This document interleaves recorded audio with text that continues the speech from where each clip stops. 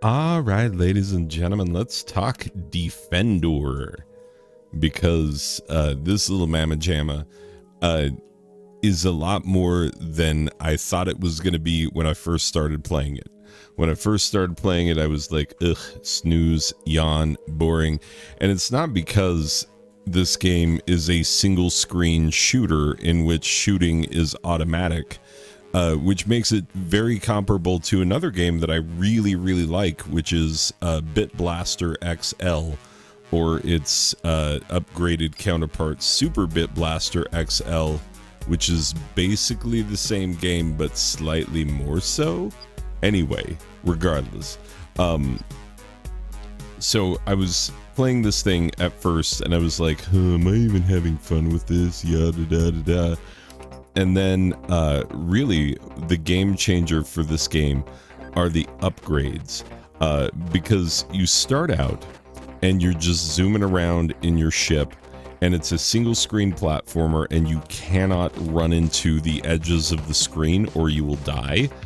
And so it basically plays like Asteroids, except for the screen doesn't loop. You know, if you go off one edge, you don't pop out the other side. Like on Asteroids, like on a lot of space games like this. Nope, you gotta keep it within the bounds. And you are the Defendor because you are defending this space colony.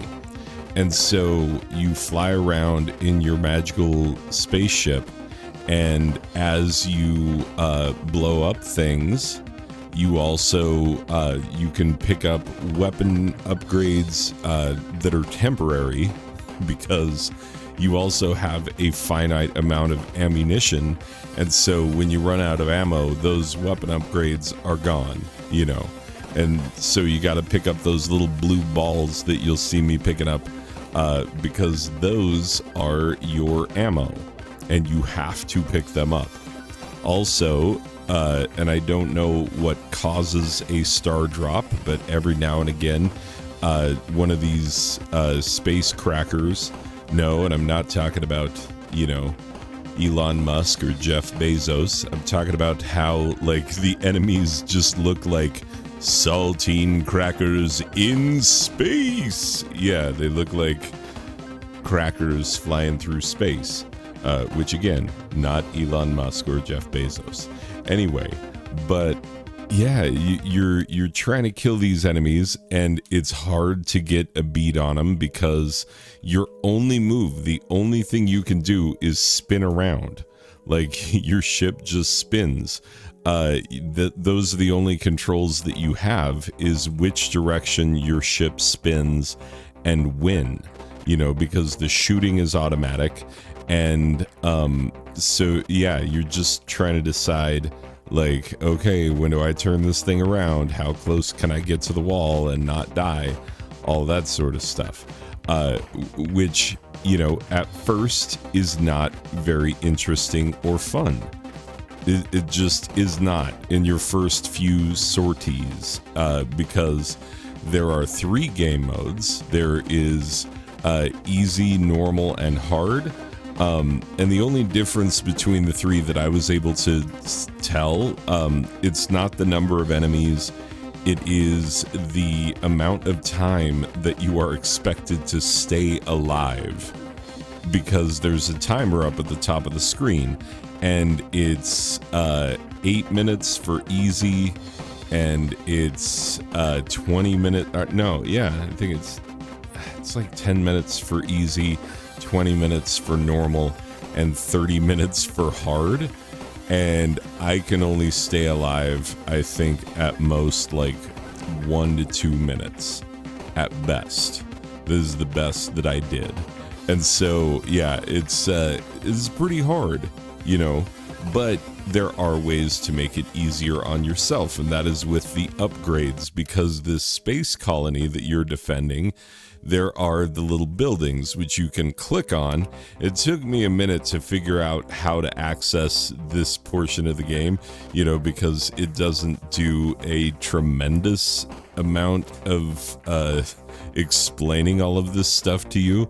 But yeah, you can upgrade your little space colony, and then it will help you out because you can activate the turrets, you can upgrade the turret weapons, how frequently they shoot, all that sort of stuff, which I didn't get my turret upgraded until the very end of the footage. I recorded way more footage of this game than I will ever need, and that is because I was having a ball. I was having a total ball by the end, because I do like a good old school space shooter. I do, especially if the gameplay is good, and the gameplay on this is good, but that's not immediately apparent. You know, there's a little bit of a learning curve to the game, and so if you just play it like once or twice and let that be your opinion of it, you're not going to have a very high opinion of it. I'm just telling you right now. But if you let yourself, you know, because I was doing this review and I played it twice, and then I looked at the amount of time that I had played it, and it was like, you know, 2 minutes. And I was like, well, this is not long enough to make a review. So I kept playing because I knew that I had to put an honest review on this thing. And yeah, it just, it got me. It got me ultimately. Like, I ended up recording in 2 different sessions of about a half an hour apiece. So I played this game for an hour when I meant to sit down and play it for like 10 minutes. So it's one of those, you know, it can be very addicting in the gameplay because you get to keep upgrading things and changing things. Here's the one annoying thing that I will say is that if you upgrade something, it's not automatic. You have to actually, like, for the turret, you know, I activated my first turret, and then I hit play on a new game, and the turret was not shooting, and I was like, oh, really? And then I went into that turret, and it's like, nope, you have to activate it. Like, I'm like, why doesn't it activate automatically? You know, the first ship that I unlocked, because there are 3 more ships that you can unlock. One of which is much slower, but the problem with that one, you know, it's much slower, but it's also much more precise, and it can take way more damage. But the problem is that it's not good in the corners. It's like the difference between, you know, if you're used to driving like a compact car and then you drive someone's truck, and all of a sudden you're like, oh man, the turning radius on this thing is way different. It is, yeah.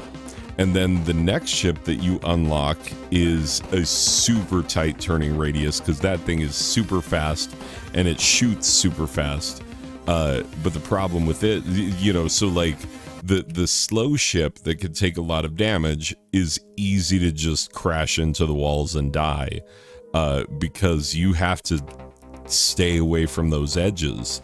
In the default ship, you can get a lot closer to the edges, and so yeah, the slow one, you have to stay in the action the whole time, stay in the middle of the screen.